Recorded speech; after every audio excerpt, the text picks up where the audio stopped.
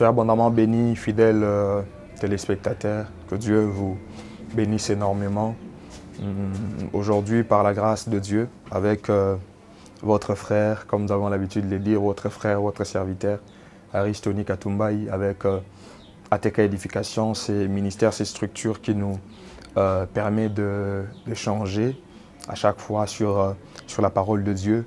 Et aujourd'hui, j'ai à cœur de nous éclairer en fait sur une question que plusieurs personnes se posent souvent. La question est: quel est l'avenir du monde selon Dieu? Quel est l'avenir du monde selon Dieu? Parce que nous vivons sur la terre ici. Chacun de nous n'avait pas demandé de naître sur la terre, mais nous avons constaté notre naissance lorsque nous avons pris en grandissant, on a pris conscience, nous nous sommes rendus compte que nous étions sur la terre. Alors plusieurs se posent la question de savoir, mais avec tout ce qui nous arrive sur la terre, avec tout ce qui nous arrive dans le monde ici, mais quel est l'avenir du monde? Quel est l'avenir du monde selon Dieu? Alors j'aimerais d'abord nous dire tout au début que Dieu, en tant que créateur du monde, parce que nous croyons par la Bible que Dieu a créé le monde, c'est lui le créateur du monde.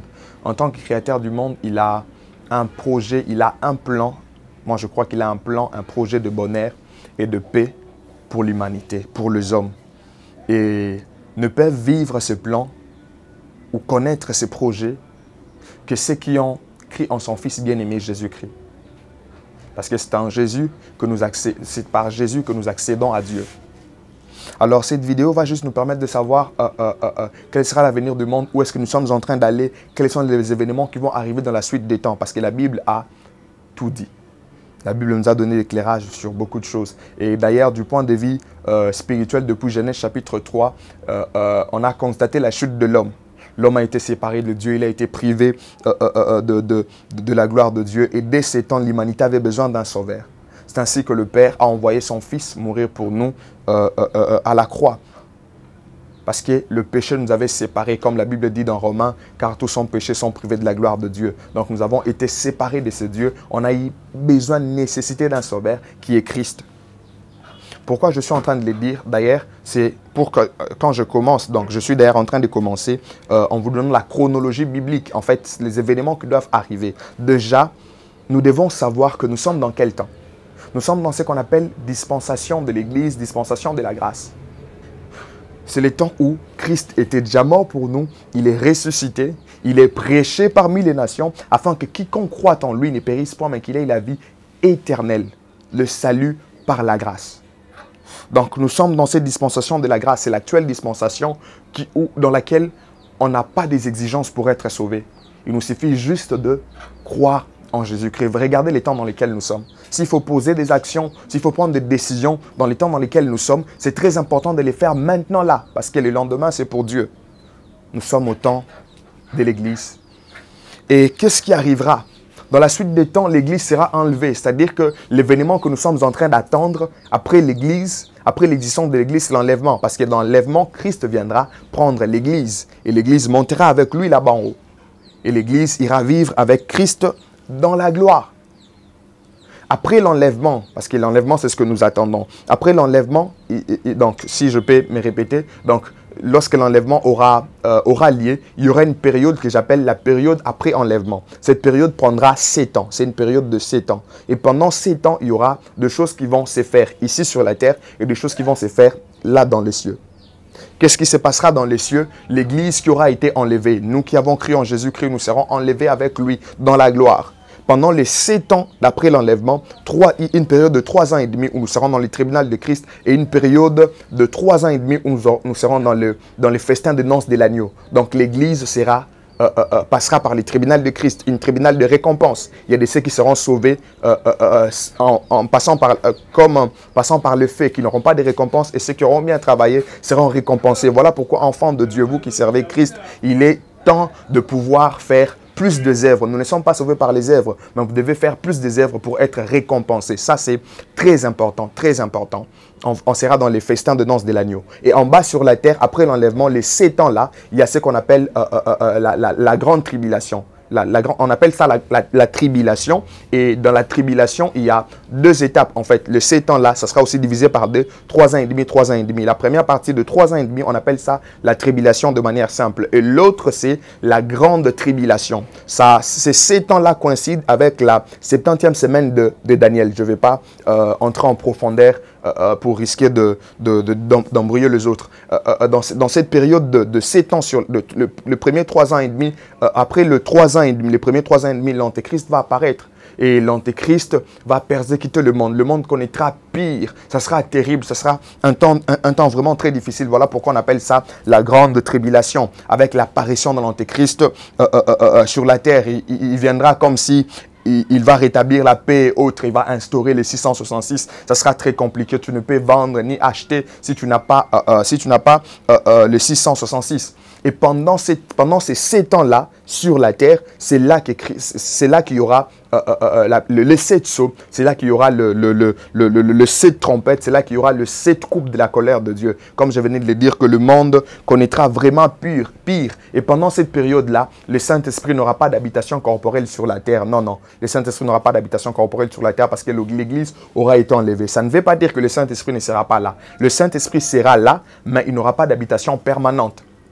Pourquoi? Parce que pendant cette période de tribulation, il y a ceux qui seront sauvés. Il y a des personnes qui seront sauvées. Oui, avec cette tribulation, ils seront sauvés. De quelle manière? Ils vont accepter qu'on puisse les tuer comme des martyrs à cause de Christ. Ça sera vraiment très dur, très difficile. Et néanmoins, il y a des personnes qui seront sauvées parce qu'en dehors des 144 000 que Jean avait vu dans Apocalypse chapitre 7, il y avait aussi plusieurs hommes de diverses nations qui provenaient de la grande tribulation qui seront aussi sauvés. Juste après cette période, parce que quand je dis après l'enlèvement, le monde va continuer normalement et ces événements vont commencer à s'accomplir. Après ces 7 ans, Christ maintenant devra revenir encore.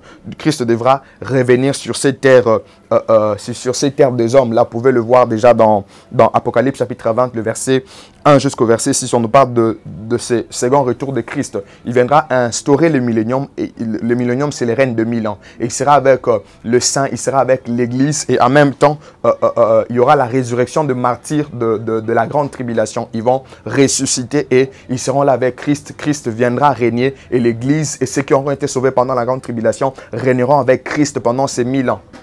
Christ sera comme, je peux le dire, il sera comme le président du monde entier en fait. Tout le monde dépendra de lui. Vous voyez? Regardez les choses qui sont en train de nous arriver.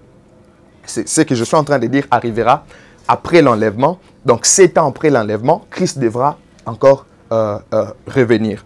Christ devra encore revenir. Mais pendant qu'il reviendra, lors de ce deuxième retour, il va détruire la bête.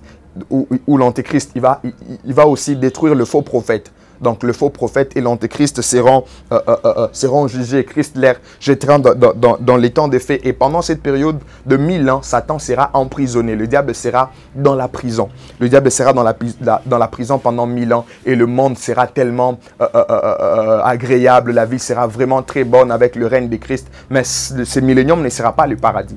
Ce millénium ne sera pas le paradis. Après millénium, il y a la dernière révolte. Parce que quand la période de 1000 ans va prendre fin, Dieu va libérer Satan de la prison. Et quand Satan va revenir, il va encore séduire le monde. Il va encore séduire le monde. Il y a des gens qui vont suivre le diable, encore une fois. On peut le voir dans Apocalypse chapitre 20, le verset 7 à 10. Nous avons un aperçu clair là-dedans. Le diable va séduire les hommes. Après la dernière révolte, il y aura maintenant ce qu'on appelle le jugement. Il y aura maintenant ce qu'on appelle le jugement au trône blanc ou le jugement dernier. Toujours dans Apocalypse chapitre 20, le verset 11 à 15. C'est là que tous ceux qui n'ont pas cru en Jésus, dès l'ancien temps jusqu'à nos jours, même ceux qui étaient morts, il est d'ailleurs dit que la mer va rendre le mort, la terre, tout ça. Donc toutes ces personnes vont comparaître devant ce tribunal. Et ils seront jetés dans les lacs ou dans les temps de feu. Ça sera pire, ça sera difficile, ça sera l'enfer pour eux. Pendant qu'eux, ils seront là-bas, il y aura, après ce jugement dernier, il y aura la nouvelle Jérusalem. La nouvelle Jérusalem qui va descendre de cieux comme une ville, comme l'Apocalypse est en train de le décrire dans le chapitre 21. Il y aura la nouvelle Jérusalem et l'enfer pour ceux qui n'ont pas cru en Jésus-Christ, ceux qui sont passés par le trône blanc, par le jugement au trône blanc. Ils seront jetés là-bas dans le feu et la nouvelle Jérusalem. Ça sera les tabernacles de Dieu avec les hommes. Ça sera tellement formidable. Une ville construite en or, en jaspe, en cristolite. Ça sera, on dit d'ailleurs qu'il n'y aura plus de souffrance, il n'y aura plus de maladie, il n'y aura plus de deuil. L'agneau lui-même l'agneau lui-même, Christ, va éclairer la ville. On sera avec Christ. Ça sera tellement agréable, ça sera tellement merveilleux. Je pense d'ailleurs que ce que la Bible nous dit là, ce qui nous a été écrit, c'est juste pour nous donner un aperçu de choses. Mais ce que nous vivrons sera plus meilleur que ça. Plus meilleur que ça. Il y aura la nouvelle Jérusalem. La nouvelle Jérusalem où nous allons vivre éternellement avec Christ, avec Dieu dans la gloire. Oh, quelle joie de savoir que nous faisons partie de la grande famille de Jésus-Christ. Voilà un peu de choses qui vont arriver. On a essayé un peu de résumer. Je sais qu'on n'a pas approfondi tout, mais Dieu nous fera grâce de voir comment approfondir certains événements. Mais je voulais juste vous donner un aperçu de choses que le monde connaîtra par rapport à son avenir. Et pour finir, j'aimerais dire à quelqu'un, j'aimerais nous dire ceci.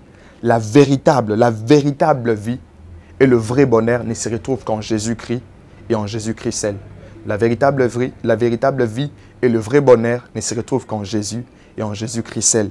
Et deuxièmement, j'aimerais nous dire que le choix que tu fais maintenant conditionne ton éternité. Le choix que tu fais maintenant conditionne ton éternité. Alors, il est grand temps de choisir Jésus-Christ et de choisir Jésus-Christ seul. Choisis Jésus-Christ seul, car c'est lui qui contrôle le monde. C'est lui qui connaît où nous sommes en train d'aller. Que Dieu vous bénisse.